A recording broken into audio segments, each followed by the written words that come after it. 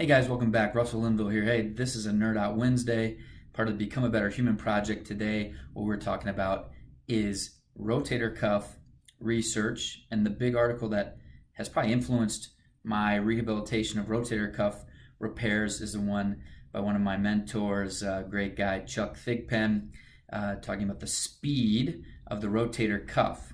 If you haven't checked out this article, I really highly encourage you to download it and read it. I'm going to put in the show notes here, I'm going to put the reference so you guys can look that up on your own.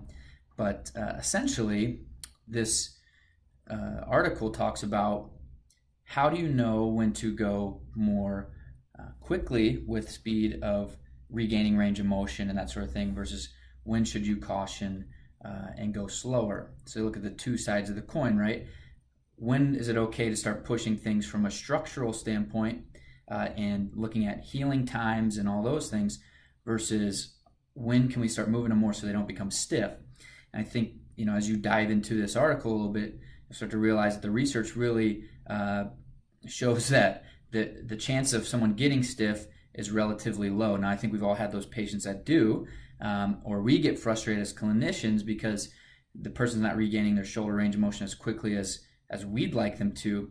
But really, when you look out for, at about a year out, people are regaining their range of motion, even if they're having some battles with stiffness, if it's truly that early on. And, from my own point of view, a lot of the patients that I see, if they have, and I see a lot of post-op labral repairs, and we know that the whole point of that surgery, and we get away from rotator cuff for a little bit, the point of an anterior Bankart repair is to tighten down the labrum so that the shoulder innately now becomes a little more stiff. I think there's also a lot of guarding that happens, and we do know that by 4, 5, 6 months these people are regaining their range of motion. So if they're a little sticky at first, I'm not too concerned about that. But really highly encourage you to read this article. It also gives, for you guys who see a lot of rotator cuff repairs, it gives you guidelines on protocols that Dr. Thigpen and Dr. Kissenberth, they've come up with a decelerated, so to speak, protocol for small versus large repairs, under 3 centimeters or greater than 3 centimeter repairs. So it's a really cool thing to dive into, and it might challenge your belief as a clinician. Great article, one that really shaped how I treat people. And so, again, highly encouraged.